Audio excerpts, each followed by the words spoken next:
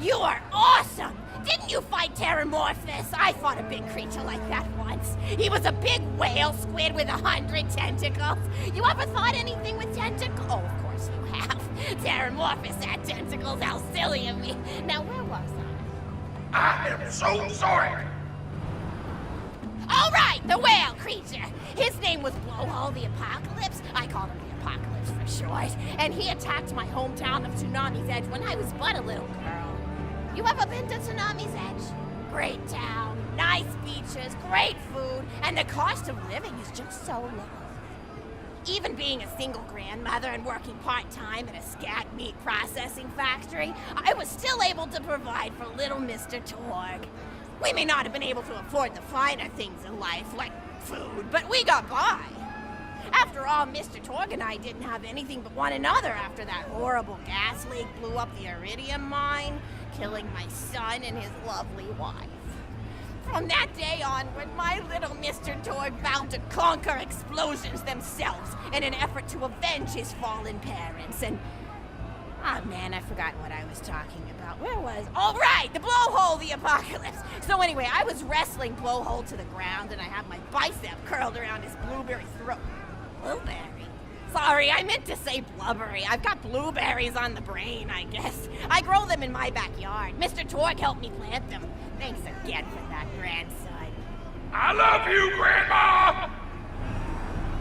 Anyway, I have my bicep around his blubbery throat, and Mr. Torg starts crying because he really likes whale squids, and he doesn't want to see me hurt one.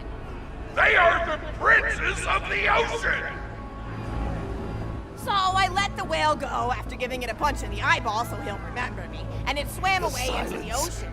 And then I had Mr. Torg drive me to the ice cream parlor. He got me Not strangle the disbelief out of you with a I'm extremely cautious pound. of the way the marshmallows act like little landmines of flavor amidst the battleground of chocolate. What's your favorite flavor of ice cream? Is it pistachio? I bet it's pistachio.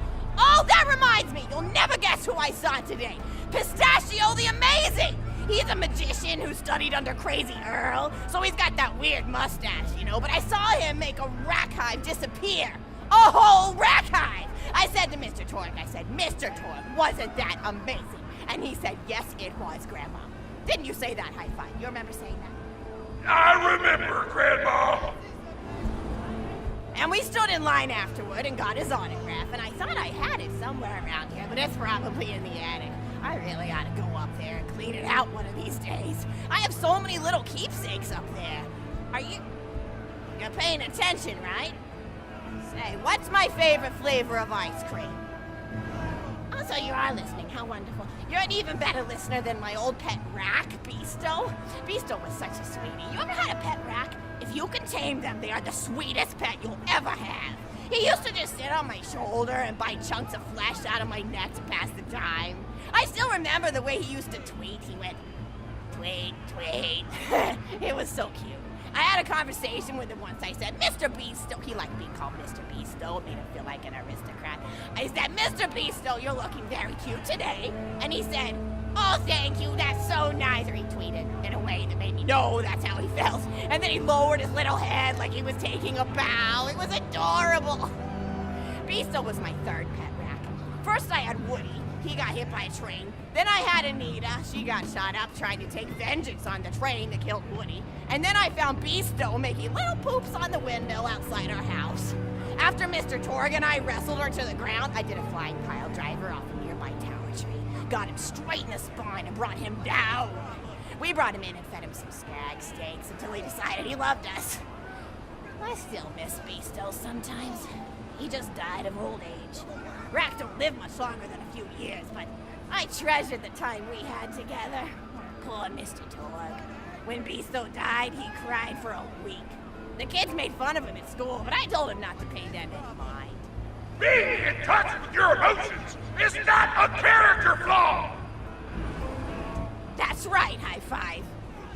Is something wrong? You look confused, Vault Hunter.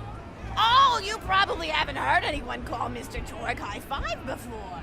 The world may know him as Mr. Torg, but the Flexingtons always referred to him using his middle name. It's a Flexington family tradition, after all, to use your grandfather or grandmother's name as your own middle name.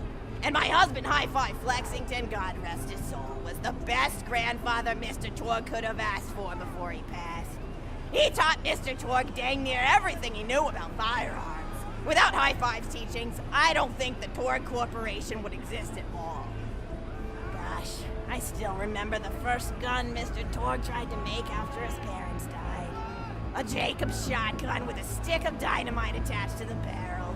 Torg nearly blew his face off, but he got up, dusted his mustache off, and swore that by the time he reached the age of 11, he would make a gun that fired explosions without killing the operator. And by golly, he did! It took a couple of dozen prototypes before he got the right combination of gun parts and explosives right. But once he did, woo-wee! I'll never forget the plume of smoke that used to be in my neighbor's homestead. They were jerks though, so it's okay. Gosh, I've been talking your ear off for some time, haven't I? It's so kind of you to listen for this long.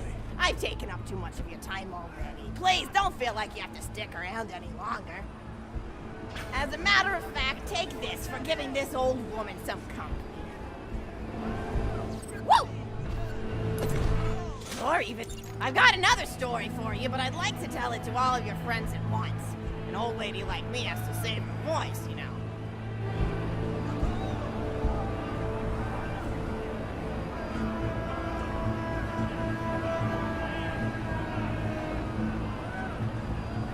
Oh, you still want to talk with me? How incredibly sweet of you. Say, you'll never guess who I saw today. Captain Scarlet.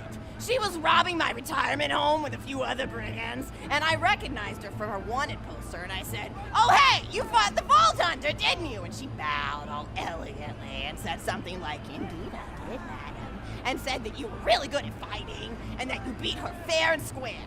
She didn't seem to harbor much of a grudge about it. Nice girl. You should think about meeting up with her again if you're not shacked up with anybody, you know?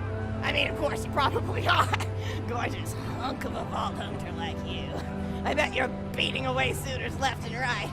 Look, you're blushing. Oh, I could just eat you up. Mr. Torg was so scared of trying to get a date for such a long time. He used to go to parties in high school and just stand in the back without talking to anybody. I am an introvert! I tried to tell him, I said, don't worry about chasing love. If you chase your dreams, then love will follow. See, that's the thing people don't get. You watch Echo films and they're just awful. They teach you that the only way to be with someone is just to pursue them over and over until they decide they like you. In reality, you know when you like someone almost immediately. You can't really convince somebody to fall in love with you. You just look like a stalker. But if you do things that you're interested in, like making guns that explode or killing mercenaries, then people will see that confidence and skill you have, and they'll be attracted to it. But there's always a fine line between that kind of confidence and narcissism, you know? There's nothing worse than somebody who wants to be famous.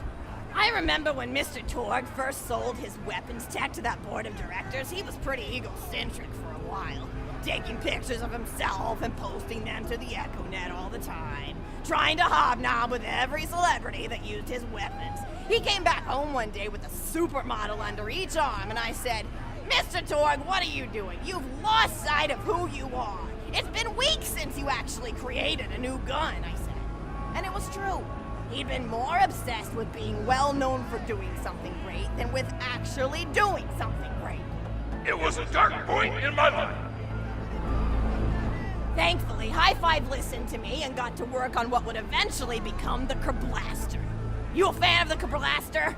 That was always my favorite. That and the Flacker, which I know a lot of people hate. But there's more to combat than just brute efficiency in this old lady's eyes. Style counts for something. And there's nothing quite like filling the air with tiny little explosions. It's like a fireworks show, except the deaths aren't as sad and unexpected. Actually, that reminds me, now that you're here, I wanted to throw some ideas at you for feedback. I'm a playwright in my spare time, and I'm trying to write a story about an up-and-coming tournament fighter who tries to find love in a Kill the little man!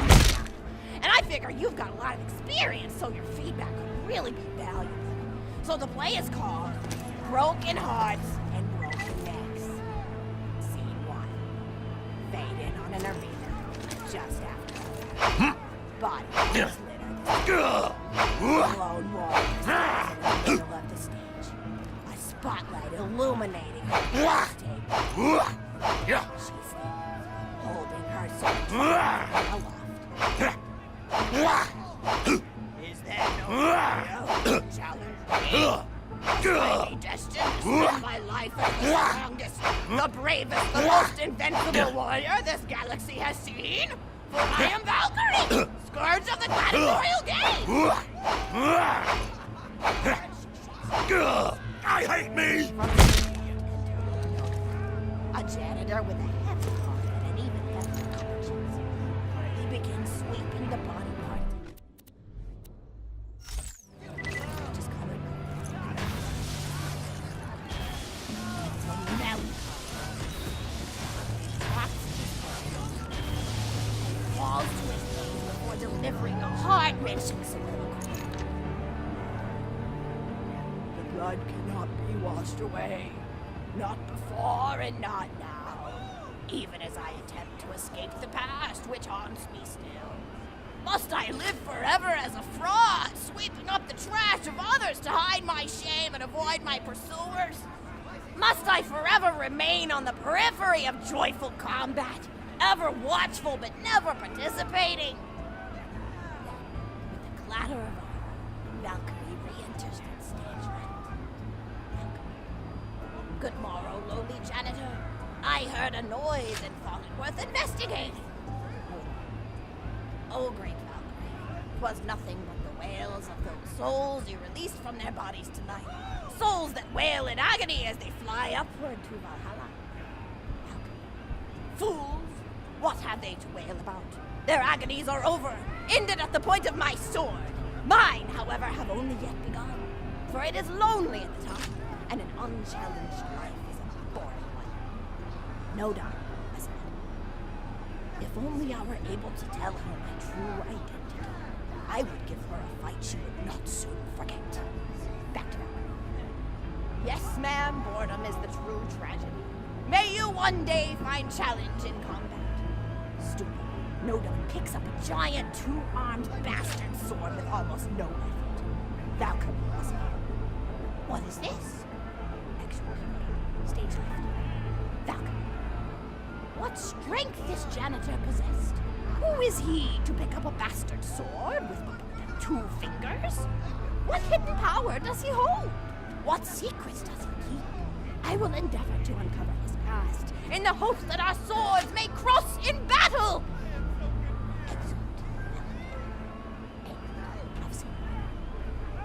Excellent. Scene 2. The interior of the governor's house.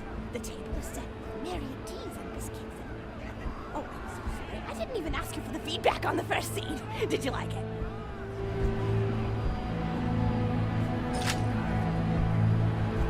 Oh, wonderful. I'll continue then. Scene 2. The governess enters from stage left. Governess, I refuse to respond to these absurd accusations. Her husband looks at her quizzically. Governor, and what accusations may those be? Governess. Actually, you know what? I don't think I'm ready to get feedback on the play yet. But what about you? What are you up to? Tell Grandma Flexington all about it. I bet you've had some amazing adventures. Mr. Torg told me about the time you all played bunkers and badasses together. He said it was one of the most fun and welcoming experiences of his life. Grandpa!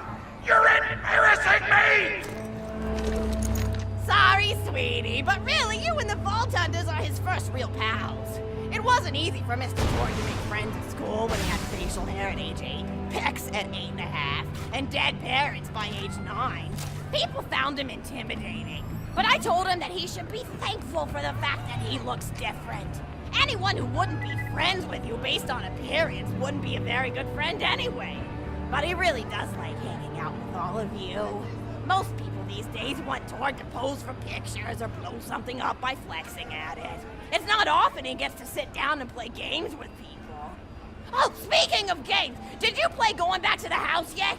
It's a new echo simulation about exploring a log cabin you lived in when you were a kid. There's no violence or anything. You just walk around looking at cereal boxes and remembering people you made out with. I really like where Echo Sims have gone in the past few years, don't you? There seem to be a lot more of them with interesting things to do beyond shooting people, and the writing has gotten so tight and concise. For instance, did you ever play The Samurai's Marker? The whole game's story was delivered through haiku. Did Zero write it or something? No, I'm just joshing. I know you're too busy for that. But oh yeah, I was playing at the end of the pointed gun last night on my Echo Sim player, and wow, is that funny. It's about a guy who punches people and smacks himself in the face with doors.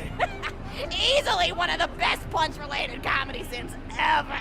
But oh, I'm really looking forward to this game called Robot Hunter Assault Squadron, which is this big randomized survival game about throwing bottles at trees and accidentally scaring birds. In the demo version, I scared a bird so hard it died. 10 out of 10 in my book. But what kind of things do you do for fun? You play any sports? You look like you might be into some of the more extreme stuff, like spine hurdling or psycho head volleyball. I knew an athlete a lot like you when I was younger. Her name was Nijo, and she was especially gifted at the giblet toss. That's an old pastime we had back when I was younger. Idea was you punch a convict, and then see how far you could make their viscera fly across a big field.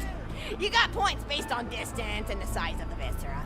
She won the final round of the giblet toss championship by getting a left eyeball to cross the 300-meter mark.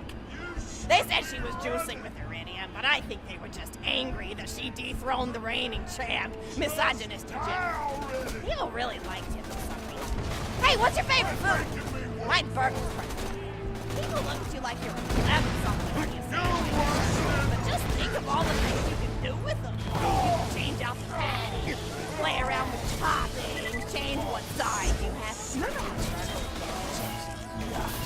I almost forgot about fries for about a year after I discovered the veggie chip combo.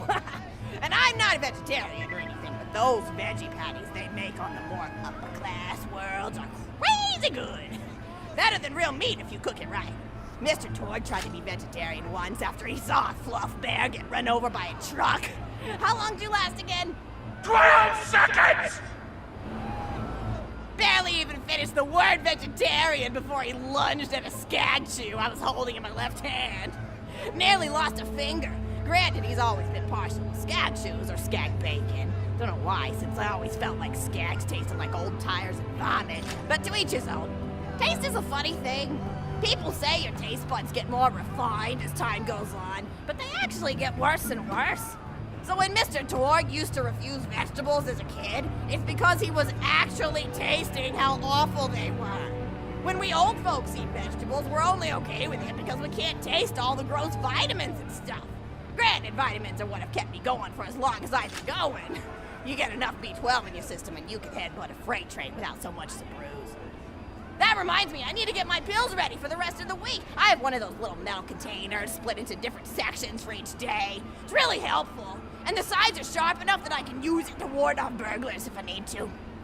What else do I have to do this week? Probably head to the bazaar, pick up some frozen spider and flanks. Gotta bring my coat, though, because it gets kind of chilly in the freezer section. What else do I need? Oh, I need Schwartzman's candy drops. Gosh, those are delicious. They're so smooth and sweet. Just thinking about them, I could go for one right now, couldn't you? Do you think you could go find me one?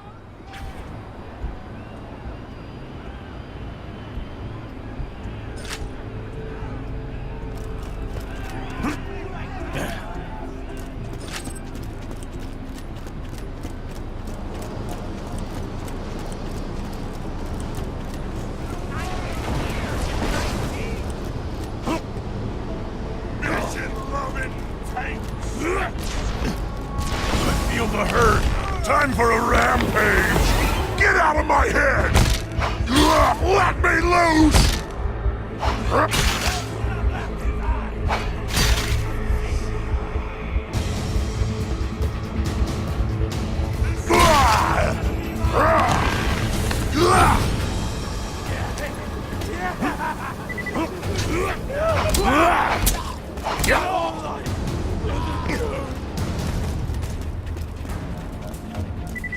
Don't cry when I pull your lungs out through.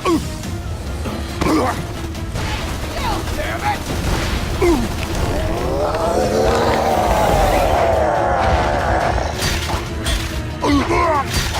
my wrath!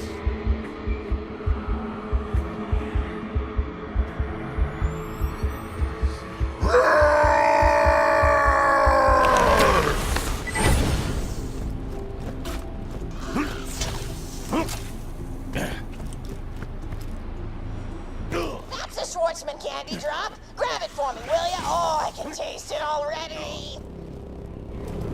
Another fucking piece of I can't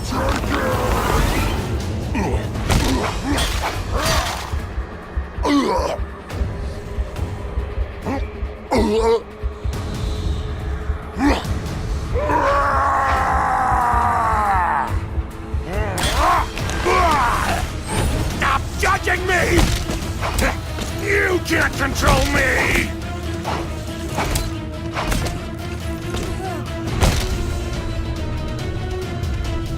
My flesh is forever! Oh, wonderful. Bring it back here and I'll finish my story.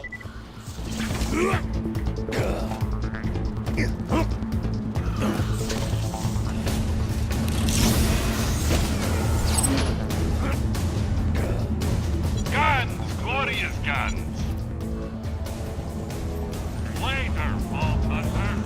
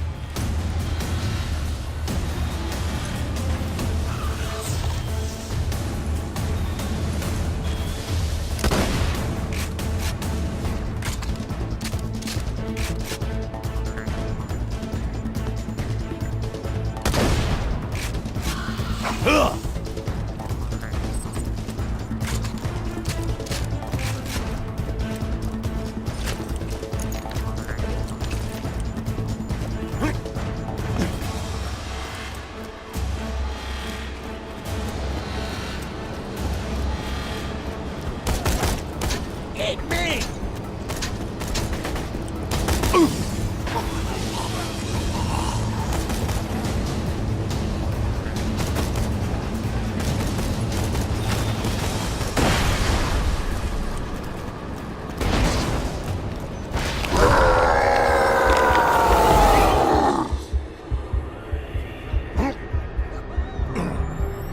Thank you so much! I'll eat this later while sitting by the fireplace telling Mr. Torg stories of days gone by. There's just nothing like a good roaring fire. Something healing and safe. Maybe that's why our family likes explosions so much. They're basically just big fireplaces. Every explosion feels just like coming home. Oh, maybe that'd be a good slogan for the Torg Corporation. Don't you think, High Five? Oh, don't be silly. It's a wonderful slogan and you know it. I used to come up with slogans for a living when I was in my teens. I came up with the jingle for Professor Gunsight's Can't Miss Scopes. How'd it go again? Oh, yeah. If you try to shoot but you miss a lot, then give Professor Gunsight Scopes a shot. Ha! And then they played a gunshot sound effect and someone going, ah! It was cute. But gosh, I've been talking for a while now, haven't I? Thanks for bringing your friends to listen to an old woman ramble for a while. I can't tell you how great it is to have somebody new to talk to, especially a Vault Hunter. Oh, and one more thing! No, actually, that could probably wait. Just something about vaults and the end of the universe. Anyway, here. I always spoil my friends, just like I spoil my grandson.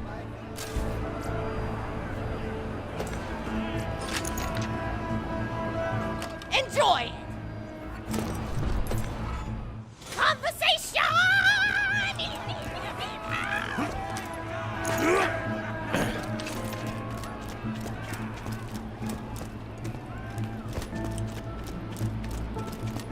If you got the money, I'll save your gall darn life.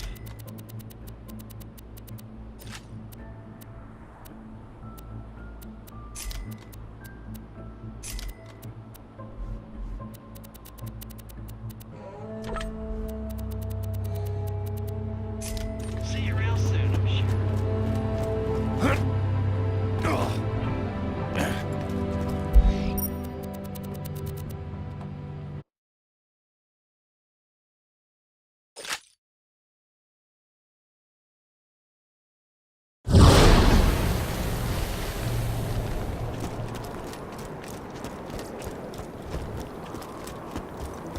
Sorry I'm so grumpy. I think I'm allergic to holiday cheese.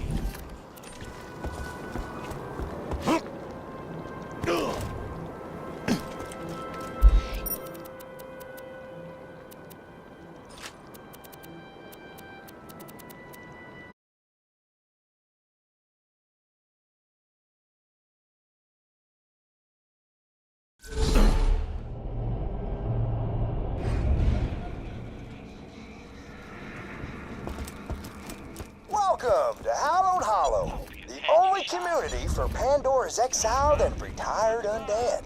I'm the town's lookout, TK Baja. Why don't you come on and find me, would you?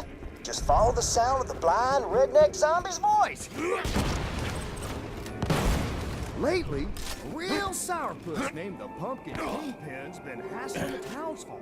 They're so scared these days, they won't even step outside. Why don't you get out there and give them the old 1-2 for me?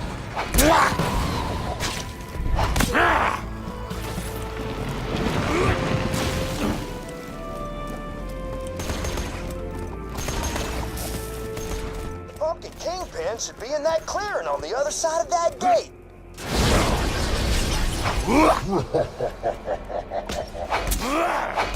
Oh, horseradish.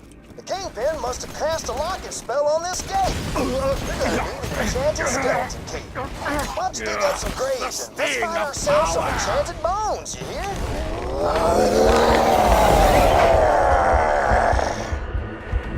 Dagnabbit. The folks buried there must have been normal type people. Never stop. We're gonna need the bones of wizards to create a working skeleton key. Keep on looking. Pounds! I can't hear you! No, to strike your face from...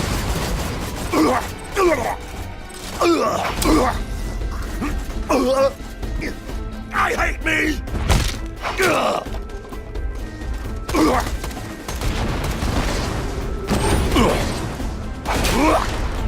Looks like an enchanted skeleton right there. Why don't you give him a wallop, and that's one of the enchanted bones you'll need. Once you find the others, maybe the key, you'll be able to go toe-to-toe with the Pumpkin Kingpin himself. Yeehaw! No, no, no!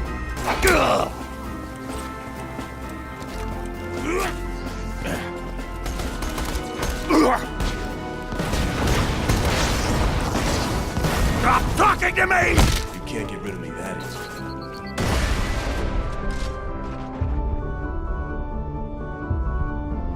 You woke the wrong dog!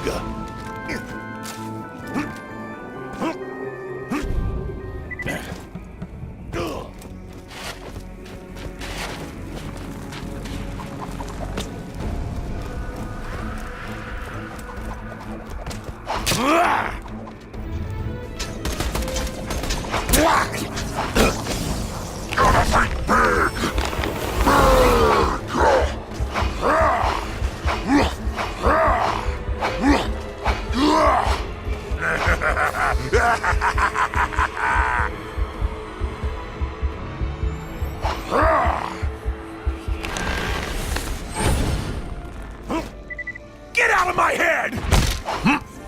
Yeah. Stop hitting yourself!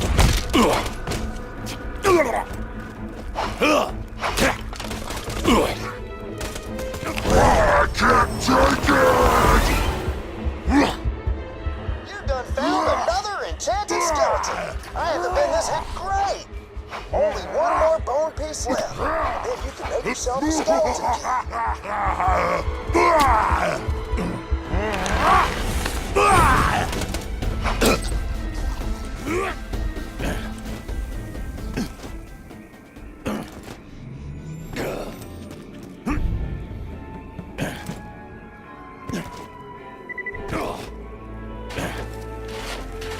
Hey, you found the last enchanted skeleton. Why don't you drop the cricket than an uncomfortable subject at a family dinner?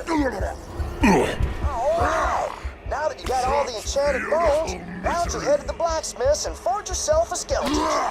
While you're there, tell Sully the blacksmith that I said hi.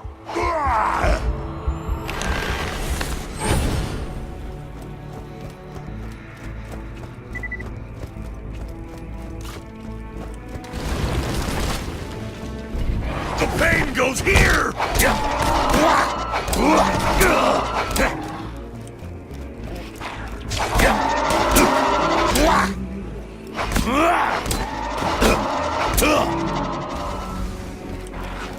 Quiet!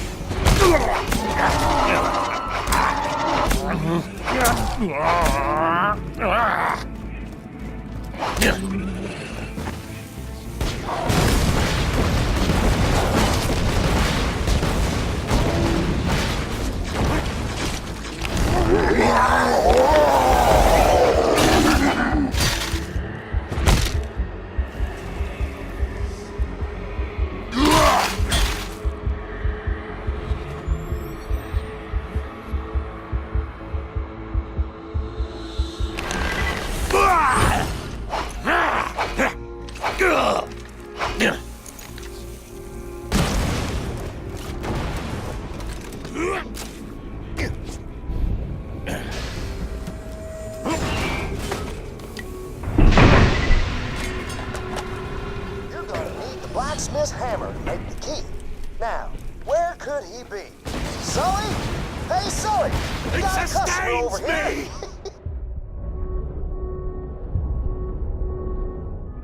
Oh, there he is! I'm Why gonna don't you ask him swallow for his your hammer, would you? throat, I'm badass. sure he'll hand it over if you ask him nicely. My flesh is... I can't hear you!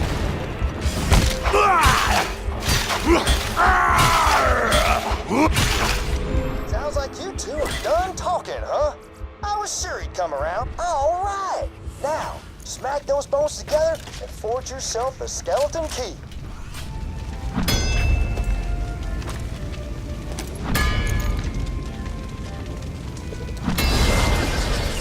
Now that you got the key, you can find the Pumpkin Kingpin's lair and make the rivers run orange with pumpkin guts.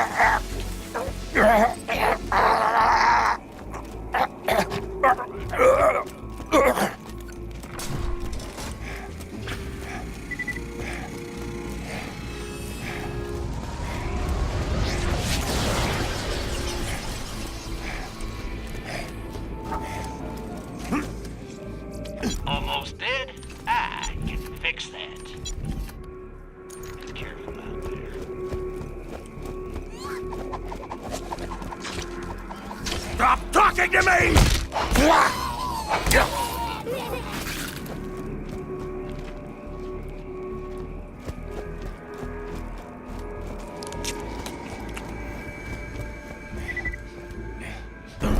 Huh.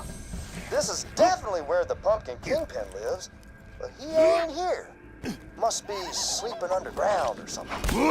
Oh, I bet if you flood the area, you'd probably have to come up for air. Yeah. Go on and head to the windmill.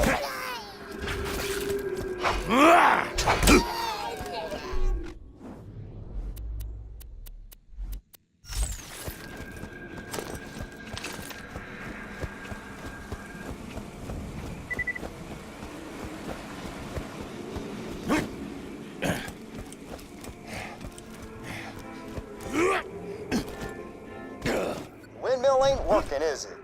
Oh, great horny toads. Those abominations there were made by good old Dr. Zed. Speaking of which, have you seen Zed or Ned lately? What about Ted? Oh, wait. I'm so sorry. We ain't supposed to talk about the Forbidden Brother. My bad.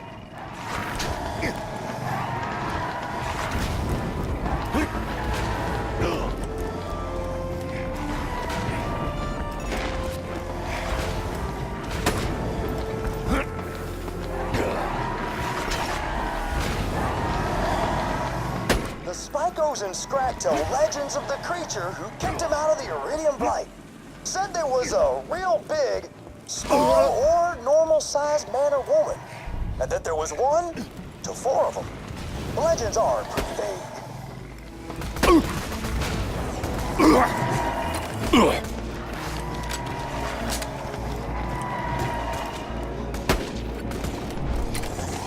Windmill's going, so the blood's pumping, and everything's ready for a final showdown with the Pumpkin Kingpin. Whenever you're ready, just head back to the Kingpin's domicile. That windmill powers our hemoglobin pumps. Got a few vampires in town, and, well, they make milkshakes out of blood. I had one once. It was all right.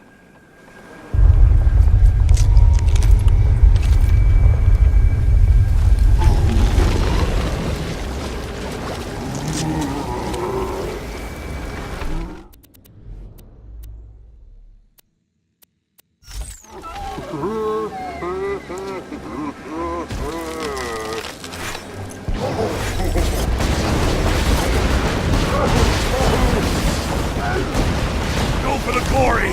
It's rampage time!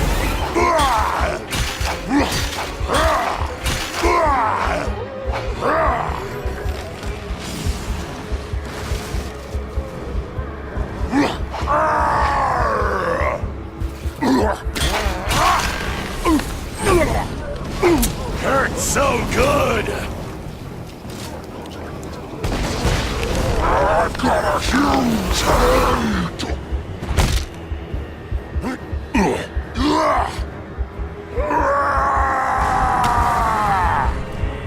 All right! Hallowed Hollow is safe once again! Come on back for your reward wherever you want, old pal.